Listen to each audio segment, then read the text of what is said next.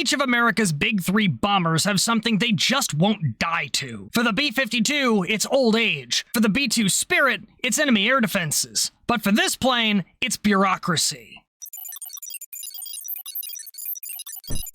Today we have a bone to pick with the supersonic side of America's bomber triangle, the B-1 Lancer, aka the Bone. Bone! This US bomber is probably my favorite because there's something absolutely metal about strapping 4 afterburners to a plane this big and forcing it through the sound barrier. This plane is a professional hater of Mother Nature, both to her laws of physics and her terrain features, because the Bone can carry more ordnance and has dropped more JDAMs in combat than any other American aircraft, and probably any other aircraft period. But unfortunately, that's where her good side ends, because this plane sustains itself off of raw spite. The Bone's entire service life has been a money sink, practically chrome-plated in technical difficulties and limitations, all of which stem from the fact that in the end, the bomber was never made to be anything past a backup plan or a bargaining chip. Dormammu, I've come to bargain. Speaking of trading things out, I have a small update before I get started. You might have noticed that you can't see the videos on the Russian and Chinese vehicles anymore. They have not been deleted. They've just been moved to a new website supported by my talent agency via the link in the description. Why did I move them? Because some people think I'm a historian. I'm not. Nor are my videos documentaries. I just like learning about things that go boom and smack-talking communists wherever I can get away with it. Don't get me wrong, I'll try and research their stuff as best I can, but that doesn't mean I'm gonna be nice about it. Some people might see that as intent to misinform, but I'm just an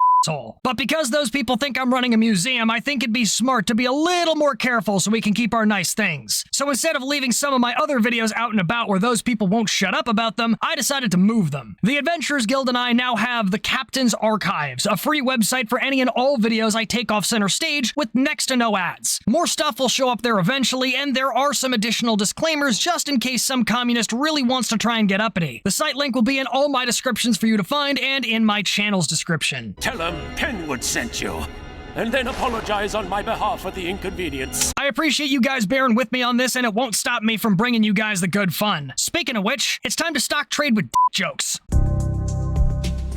By the start of the 1960s, the US was looking at creating faster and faster bombers to penetrate Soviet air defenses, and to replace the B-52. If the Cold War ever went hot, they would need these fast bombers to put nuclear warheads on Soviet targets. And the fastest of these at the time was the XB-70 Valkyrie, a high-flying Mach 3 capable strategic bomber program being pulled together right at the turn of the decade. But not everyone was convinced that America needed more bombers. On October 7, 1961, Secretary of Defense Robert McNamara sent a memorandum to President Kennedy recommending against approving any funding for bomber procurement in fiscal year 1962. After going around and asking various leaders of the Department of Defense for their thoughts, he came to the conclusion that the most important qualities in a strategic deterrence system were hitting the enemy fast and not getting hit. Hitting the enemy fast was important because that was the best way to penetrate air defenses and succeed on a surprise attack if that were necessary. Not getting hit was important because if the enemy hit you with a surprise attack, you would still need weapons to throw back at them. Elementary, my dear Watson. And the alternative to bombers was long-range missiles. These were fast and could be launched from either hardened silos or mobile launchers, making them more successful at both attacking and defending against a nuclear threat in the long term. However, McNamara was not against bombers because he recognized they had their own capabilities. In particular, bombers designed to penetrate enemy airspace are theoretically more capable of delivering higher payloads with better precision, which, ironically, makes them the perfect counter to the same hardened silos that gives long-range missiles their offensive advantage. They're also better suited to targeting mobile enemies, and a human in the loop provides better tactical judgment than a computer. On top of that, bombers also offer better flexibility in their attack options, like using faster short-range attack missiles to better pierce the last line of enemy air defenses than cruise missiles, or use conventional ordnance for non-nuclear missions. And at the very least, it's a bargaining chip you can sacrifice for arms limitation treaties. While McNamara understood that a bomber fleet would still likely be wiped out in the opening exchanges of a nuclear conflict, their presence was an asymmetric warfare tool for the grand scheme of nuclear deterrence. But, as you noticed in the comparison just now, the most effective option for penetrating those terminal air defenses still relied on a mix of bombers and missiles. So McNamara decided that investing more into missile tech and using that to augment the existing bomber fleet should be a sufficient compromise. He expected that the 225 B-47 Stratojets could stay in service until at least mid-1965 if they were taken care of, and that the US would rely on the 80 B-58 Hustlers that were just entering service for high-speed penetration runs, while the 630 B-52s would serve as a missile truck for the developing Skybolt missiles, both of which were expected to live until 1970. That's called foreshadowing. However, this opinion was at least partially informed by another individual that becomes important later, that being the chief of research at the Pentagon, Harold Brown, who laid the claim that the Valkyrie would be too vulnerable to Soviet air defenses. And so, with all that in mind, McNamara recommended that the 1962 defense budget hold short on pretty much all bomber acquisitions. However, as he and Uncle Sam would learn, if you want God to laugh, tell him your plans. That same surface-to-air missile or SAM threat that contributed to canceling the XB-70 would shift U.S. doctrine towards low-level missions to avoid radar contact as long as possible. The B-52 handled those new flight profiles pretty well, but the B-47 and B-58 took them like a rock to a glass window. Their thinner wings couldn't handle the denser air at low altitudes, and both developed a bad habit of basically imploding in midair. In particular, this new bomber meta nerfed the B-58 into the ground, sometimes literally. It was not cheap to keep, it couldn't break the sound barrier down low like it could up high, and it had the highest lifetime crash rate of any American heavy bomber at 22.4%. Adding even more juice to the pot of irony was the fact that 1 year after McNamara delivered his memorandum, the B-58 suffered more service accidents in 1 year than it would in any other year of its life. The B-47s did live until 1965 and were only fully retired the following year. But while the B-58s didn't start being retired until 1969, they were basically paperweights for most of their lives. Technically, the US still had the B-52s, but the Skybolt missiles they were going to carry would also be canceled, throwing McNamara's entire plan right out the window and leaving the US without a follow-up. Oh no!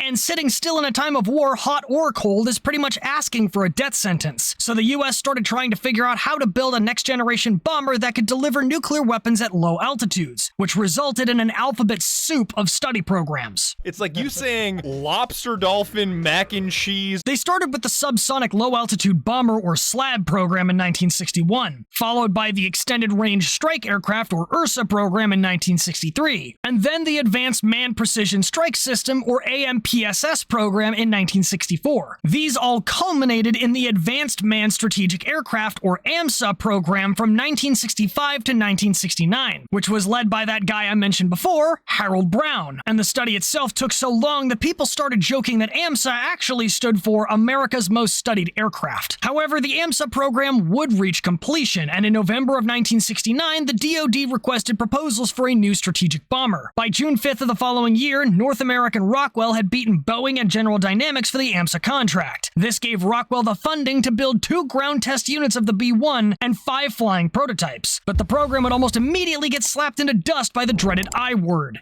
inflation. What is real is watching your debit card disintegrate before your very eyes. In 1971, the program was cut to 1 ground unit and 3 flying prototypes, and then the plane itself started losing capabilities the following year. The B-1 originally had a crew ejection capsule like the F-111 Aardvark, but they had to cut that back to standard ejection seats. On top of that, since titanium likes to be a high-maintenance element on the periodic table, Rockwell had to scale back the amount of titanium in the airframe, dropping its low-altitude speed down from Mach 1.2 to Mach 0.82. Things started looking up on December 23, 1974, when the first prototype took flight, and 2 years later, Rockwell would get a full-scale development contract for a 4th flying prototype and 240 bombers. But unfortunately, the bone would be broken on June 30th, 1977, when the B-1's production was canceled by President Carter and his Secretary of Defense. Guess who that was? That's right, Harold Brown. So, which one of you wants to try and describe the word filicide to Goku? And while I am just as upset about that as the next American over, it's not like there weren't good reasons to consider that option. For starters, the program wasn't exactly cheap. The entire B-1 program, including acquisition, its nukes, 20 years of operating costs, and inflation, was projected to cost a total of $100 billion in 1977 funding, with a friggin' B. This only served to reinforce Brown's belief that cruise missiles would be cheaper, and in the meantime, Carter had been reading Pentagon reports that claimed that the B-1, which had been intended to be immune to Soviet air defenses until the end of the century, would instead be vulnerable to them by the next decade. Both of these factors combined to convince the Carter administration to can the program, and people were pissed. The American population was not pleased that Carter had thrown away their next-generation nuclear whacking stick, and even the Soviet Union announced in response that disarmament negotiations were now going to be more difficult, because America now had less that they were willing to give away. The only saving grace was that the 4 prototypes were allowed to keep flying, one of which would achieve the Bone's all-time top speed of Mach 2.22 on October 5, 1978. But the US would still need a higher-end replacement for the B-52. Rockwell offered a shaved-down version of the B-1 with fixed wings as either a nuclear bomber, conventional bomber, or tanker, but the Air Force wasn't interested. They began another set of studies into future bomber requirements, which would eventually result in the Advanced Technology Bomber, or ATB program, which made the B-2 Spirit. They also started working on the Air-Launched Cruise Missiles, or ALCMs, to fill the role the Skybolt was meant for, eventually selecting Boeing's AGM-86, but they still needed a fast platform to carry them. I'm your man. No, you're not. You're too slow. What? I know your limitations. You can't possibly reach the speed necessary to pull this off. No, I can. So in 1979, multiple U.S. agencies got together and started working on the Bomber Penetration Evaluation, or BPE, to determine how to best design a bomber to punch into enemy airspace. While the study itself lasted until 1981, they didn't take long to start leaning towards a fast, low-altitude bomber with cruise missiles. As a result, in November that year, the Air Force started looking into company proposals from Rockwell and General Dynamics, which could serve as cruise missile carriers under the Long Range Combat Aircraft, or LRCA program. Rockwell kept pushing their fixed-wing bomber tanker B-1 at first, but in 1980 they decided to stick to the KISS principle and just went back to the original B-1 with some slight changes. Copied the homework but made it a little different, and one such difference was adding a third bomb bay to let it mount 24 cruise missiles internally and 12 more on external racks. The Bone has officially given up on up close and personal, and now it's about to reach out and touch your entire city's property value with a negative number. The risk I took was calculated, but man, am I bad at math. However, this version would be optimized to run its low-altitude flights at high subsonic speeds instead of supersonic speeds like the original Bone. The Air Force had decided that the increase in dash speed and the decrease in exposure time wasn't worth the loss of fuel economy, but the upside to ditching the dash speeds meant they could focus on preserving the structural life of the airframe. This let Rockwell ditch the variable geometry inlets and smooth out the overwing fairings, subsequently letting them reduce the radar cross-section by changing the inlet shape. They also added radar-blocking baffles to the intakes and used more composite materials in the structure, all to try and get the LRCA B-1 down to 10% of the original's radar cross-section, aka 10% of a target on radar. On top of that, the B-1 would retain all of its nuclear and conventional bombing capabilities and get a strengthened airframe to kick the max takeoff weight up from 395,000 pounds to 477,000 pounds. These were intended to increase several key stats. For one, they wanted to boost the max range from 6,011 miles to 7,455 miles, and the maximum speed of low-level penetration from Mach 0.85 to Mach 0.92. That's raw, by the way, because there ain't no lube for the air. Ugh. When the BPE study concluded in 1981, they had 3 designs to compare: the LRCA Bone, a stretched-out FB-111, which itself is a bomber variant of the F-111 Aardvark, and a low-altitude penetrator version of the stealth bomber that would come from the ATB program studies. And on June 1st, 1981, the Air Force chose the B-1, now considered the B-1B, with the original one relabeled the B-1A. On the 2nd of October, President Ronald Reagan would then announce the development of the B-1B as one half of the 2-bomber plan in his anti-Soviet strategic modernization program. The other half was funding the ATB program's development, which would take over for the B-1 in the 1990s. Rockwell would refit 2 of the old B-1As as B-1B prototypes and get the full-scale development contract Take-Two Electric Boogaloo on January 20th, 1982, for 100 production B-1s. By October 18, 1984, the first production B-1B was flying, and the Air Force would finally get their hands on this supersonic crater maker on June 29, 1985. Initial operating capability was reached by October 1st, 1986, and the last B-1B was delivered on May 2nd, 1988. And I'm honestly surprised the Bone isn't German because it's over-engineered to high hell. This thing has so many moving parts, the mechanics probably have to be trained by Rolex. Starting with the most obvious feature, the swinging wings. These things basically hack the laws of physics because air is actually a nightmare to deal with. See, air moving over an airplane is like an E-4 machine gunner. It wants nothing more than to hurry up and get the shit over with so it can go back to doing nothing. So it generally travels faster around the plane than the plane itself is actually going. This includes when you're approaching the sound barrier, which causes the pressure waves created by sound to condense into a near-literal wall known as a shockwave. The problem with shockwaves is they're like a really good night in bed. The air goes in full of energy, has a highly stimulating event, and comes out the other side bone dry and dead tired. You know in those cartoons where the guy in the desert finds a faucet, and it just comes out like...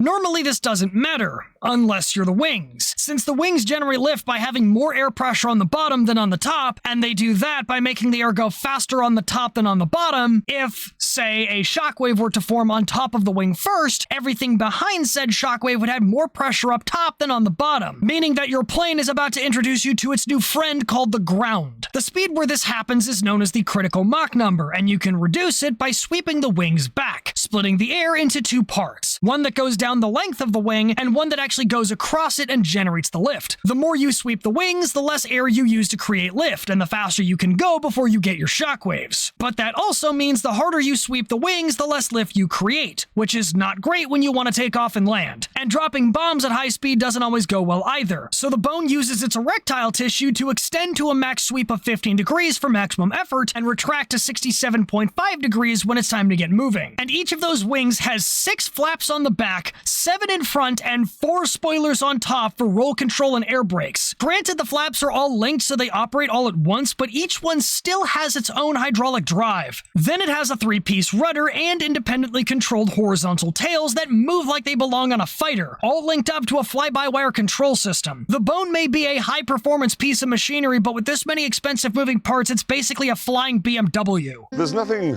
quiet or dignified about this. The bone is also where the buff's canard phase went, because it's got 2 canard-looking veins drooped down 30 degrees on the nose, which were combined with a computer control system to reduce structural flexing in flight and extend the aircraft's lifespan, which makes sense that you'd need another system just to stop you from crumbling apart too soon in this flying explosive hot rod. This thing can crank out a max speed of Mach 1.25, even close to the ground, thanks to its 2 engine pods with 4 afterburning General Electric F101 engines. Each of these bad boys put out 17,000 pounds of thrust dry and over 30,000 pounds of thrust wet. Each engine pod has an auxiliary power unit, making the meat and cheese of the world's scariest sandwich that can fire up all 4 engines at the smack of an easy access switch on the nose gear doors of the cockpit. And that speed is all the more impressive when you consider how much mass this bomber moves. By itself, the bone weighs in at 190,000 pounds or just over 86,000 metric knot-pounds. Fully loaded, that number goes up to 477,000 pounds or just over 216,000 knot-pounds. And that 287,000 pounds of wiggle room can be filled up with a max of just over 265,000 pounds of gas and some bombs, or 75,000 pounds of bombs and some gas. This thing carries enough dino juice that it could go back in time, look a T-Rex in the eyes, and liquidate it with its gaze alone, and then it can still throw enough thunder to make Zeus feel inadequate. It's got 2 bomb bays up front and another in the back that can each mount a revolver-style weapons rack with 8 slots apiece, and the 2 up front are split by a bulkhead that crews can actually move around or take out entirely. This was intended to fit the newer and larger AGM-86B cruise missiles that Boeing had made after the B-1A had been cancelled, but I would just like to point out that you could theoretically fit a mop in there lengthwise with the bulkhead missing. Aside from the 24 internal weapon slots, there's space for another 12 cruise missiles outside on 6 dual mounts on each side of the bomb bay doors, with 2 single hardpoints to spare up front. Is that it? However, external weapons mounts are also known to slap the bone's performance metrics right in the face, so the Air Force basically never uses them. They didn't want to take any chances at getting this thing shot at, so they also gave it the ALQ-161 electronic warfare system, which bolts on a radar warning receiver, a jamming suite, and chaff and flares, all connected to a computer system that automatically assesses the threat and then either deploys countermeasures or starts screaming at the pilot to do it instead.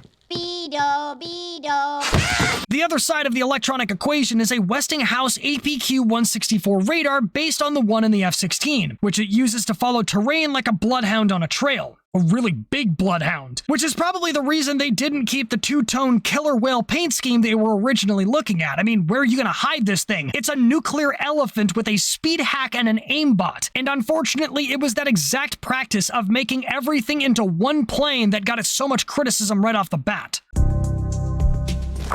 Because this plane is the epitome of what happens when America looks at the car service triangle, the one where you get good, fast, and cheap, now pick two, and America picks good and fast. By October 1987, the Government Accounting Office had released an estimate of the expected cost of the B-1B program. In today's money, each B-1B costs about $450 million apiece. Throw in the cost of development, logistics, training simulators, and already needed upgrades and fixes at the time, and the estimated program costs spiked to a minimum of $73.3 billion in 1987 money, or almost $209 billion today. And the fact that it cost that much and still needed fixing was what the media was all over. For one thing, the B-1B had to fly at a much more shallow angle of attack, or how high the nose is pushed up compared to the direction it's moving in, than it was supposed to. Since higher angles of attack also meant more lift, a shallower angle then means less lift. The wing gloves that the bone keeps its wings mounted to do generate a lot of lift and help in high angle of attack maneuvers, but the benefits weren't enough. So the bone wasn't able to pitch as much of a flying tent, which means it couldn't carry nearly as much dyno juice or terrain reconstruction tech. The B-1 should have been able to carry up to 287,000 pounds of bombs and fuel total, but the AOA limitation capped the B-1 at only up to 125,000 pounds of bombs and fuel. And instead of 7,455 miles, a typical nuclear load of 8 B-61 nuclear freefall bombs and 8 short-range attack missiles or SRAMs would only allow it to fly 1,300 miles, achieving a combat radius of 700 miles. And that was assuming it flew in a straight line. Sudden maneuvers bled energy that would cause the B-1 to use more fuel to pick up speed again, and the denser air at the B-1's low altitudes added another layer to the lasagna of failure.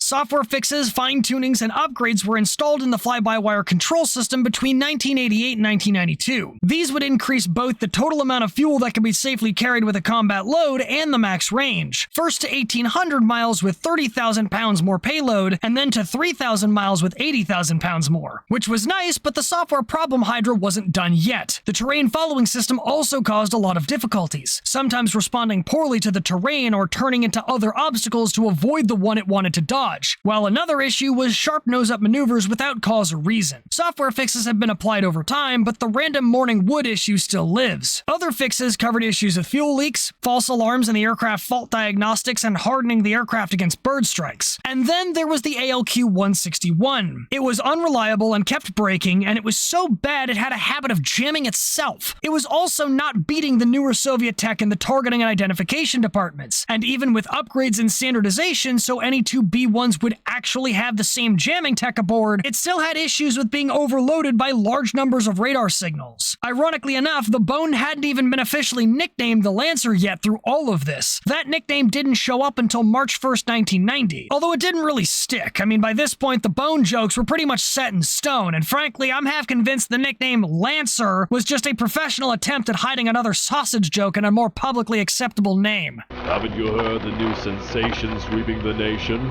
The newly named Lancer would have yet another tech issue over the following months, where the turbine blades in its engines would fail and turn said engines into frag grenades, which as you could imagine isn't very good for the long-term health of the airplane. As a result, the Air Force grounded every bone that wasn't on nuclear alert duty. Combine that with the fact that it also was still nukes only, and the bone was pretty much flaccid for all of Desert Storm. Okay, dude, I just finished, and we need like 5 minutes over here to recharge.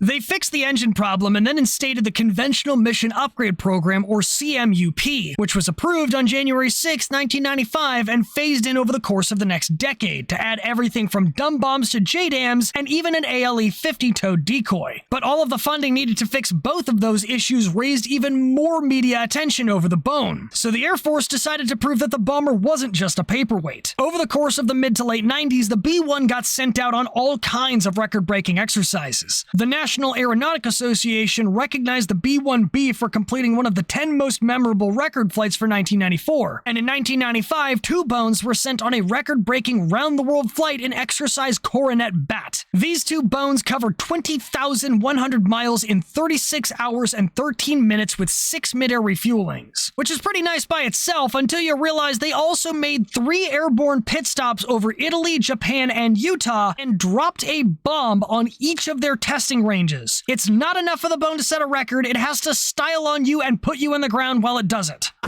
Oh my god, Style Dog! The most recent records became available in 2004, and pilots as a whole really like the B-1 despite its flaws. The ride is so smooth that according to one pilot, quote, "Sometimes you've got to stop and think how big this aircraft is before you do some things, because it handles so well," which probably made the bone a little easier to work with when it finally did get to see combat.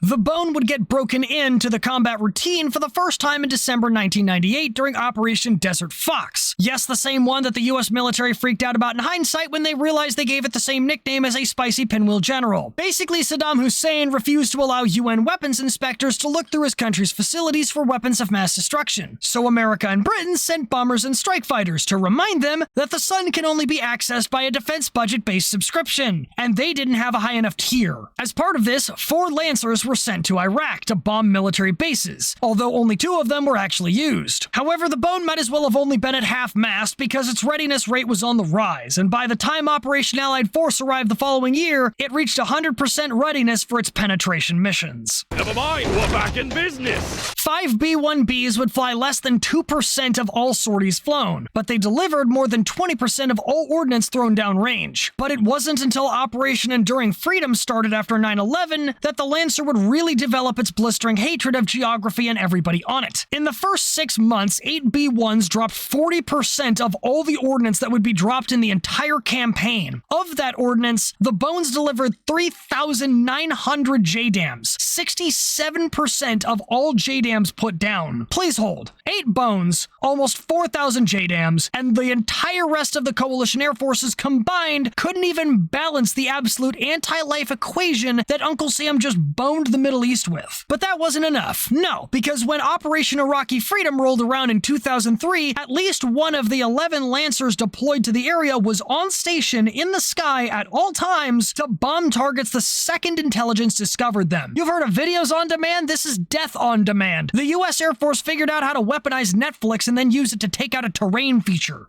That was a 70-inch plasma screen TV. So, how can I help you? From 2008 onwards, it would continue to run death hula hoops over the Middle East, except instead of providing a video service, it would switch over to door dashing the enemy infantry's final spicy supper straight to their front door. Despite only flying 1% of all combat missions, the Bone would drop 43% of all JDAMs in the entire campaign, and 4 others were temporarily sent to Libya for Operation Odyssey Dawn in March of 2011 to wake Gaddafi back up to reality. The Bone would finally seal its title as the JDAM King in August 2014 during Operation Inherent Resolve, when it dropped 1/3 of all JDAMs put downstairs in the entire 6 months of air fighting. But even as powerful as the Bone was being, Boeing engineers were considering giving it more power. Back in 2004, Boeing decided to try resurrecting the B-1A Lancer's theoretical potential to carry Phoenix missiles by sticking 20 AMRAAMs to the B-1 and calling it the regional variant, or the B-1R, which is the only fitting name for it really, because you don't make a plane that big, that fast, and that powerful and call it the Boner without designing it to anything that moves and half of what doesn't. They wanted to mount 4 of the F-22's engines to this thing and give it improved radar cross-section reduction, a V-tail, supercruise, new radar and electronic countermeasures, a top speed of Mach 2 and a combat radius of 3,000 miles, while mounting those 20 AMRAAMs or new light cruise missiles to the outside, on top of everything else it could already carry. The US wasn't satisfied with existing combat, they wanted to make ace combat a reality. But they never made the Freedom Boner, and honestly, I'm not too upset about it, because we can already do most, if not all, of what it was supposed to do in a smaller and cheaper platform, that being my favorite jet of all time, the F-15EX. But there is one thing we can't do in an F-15. Yeah, no, 75,000 pounds of volumetric vaporization tech, supersonic speeds in a bomber, and dick jokes aplenty wasn't enough. So in 2018, Boeing patented a 30mm chain gun module you could stick in the back bomb bay so the Bone could literally fuck you sideways. But that one didn't happen either, mostly because the B-1 fleet had already been sucked dry, and there wasn't a whole lot left in them. The The B-1 had already started fading as early as 2002, when the Air Force retired 33 of their 91 surviving planes to focus program funding on maintaining the availability rates at acceptable levels. Most of these units were sent into storage to be either reserves or spare parts, while the rest would become museum pieces. The remaining B-1s would then get nerfed in November 2007, when the Bone would start being declawed of its nukes under the START Treaty. Truth be told, the Bone had been relieved of the nuclear strike mission as far back as 1994, but it was still capable of carrying the flying sun spawners. The declawing process welded a metal cylinder onto the rear attachment point of the Bone's weapons pylons to prevent them from mounting ALCMs, and then removed the cable connectors specifically needed to pre-arm the nukes. Not all of the changes are permanent, though. The cable connectors can be reinstalled, crews still trained to be able to deliver nuclear payloads, and the rest of the system capabilities for nuclear delivery are tested yearly and kept up to date. However, the ALCM changes were permanent, and by November 2011, that deal had been sealed. According to the fiscal year 2025 budget request, the DoD has stated that the B-52H is the only platform in the U.S. arsenal capable of carrying the nuclear-armed ALCMs. But now, it falls to you. Me?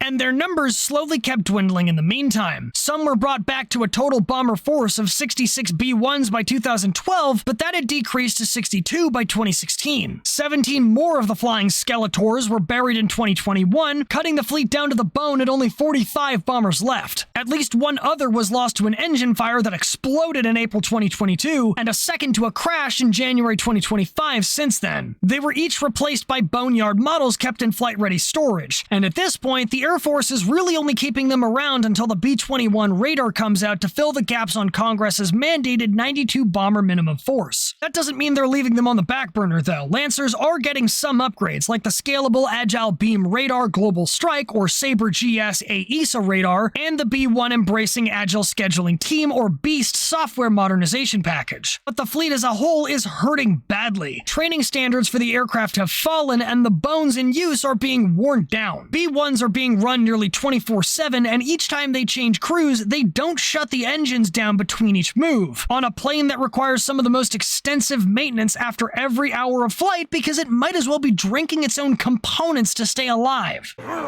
He's drinking your arm. I know! Flight crews are also being pushed into full service after only 500 flight hours instead of the 1,000 they should be getting. After a crash in 2023, a base chief safety tech explicitly warned the Air Force that a similar Class A mishap would happen again if standards weren't improved, but his words fell on deaf ears. Sure enough, 1 year later in 2024, a major Class A mishap occurred at Ellsworth Air Force Base that killed all 4 crew aboard, after the pilot tried to land in bad weather with well below minimum visibility, forcing him to rely on his flight instruments despite not being fully certified to do so. This and other events have contributed to the Bone having a lifetime crash rate in excess of 10.6%, which technically is still lower than the Buff, but not by much and thus probably not for long. This is at least in part because spare parts are in short supply. I mean, they only made 100 bombers. It's not like the B-52 where they had almost 750 of them. And while the bomber did reach a 100% availability rate in Operation Allied Force, this was by and large the exception, even resulting in the occasional raiding of museums to keep availability rates up. All of that in turn contributes to operating costs, which are also incredibly high. The Bone clocked in at just under $59,500 an hour to operate in 2022, while Old Man Buff was still doing great at $38,600 an hour. Granted, the B-1 isn't higher than the B-2, which had an operating cost of almost $64,500 an hour in 2022, but the US has 2.5 times as many B-1s. As of right now, the Air Force is considering divesting themselves of the B-1 fleet as early as next year in 2026, with its sun fully set by 2036. And as much as I like this bomber, I think it's probably time to lay the bones to rest. It's a cool plane and one heck of a machine, but I'm not sure it's worth the cost, in money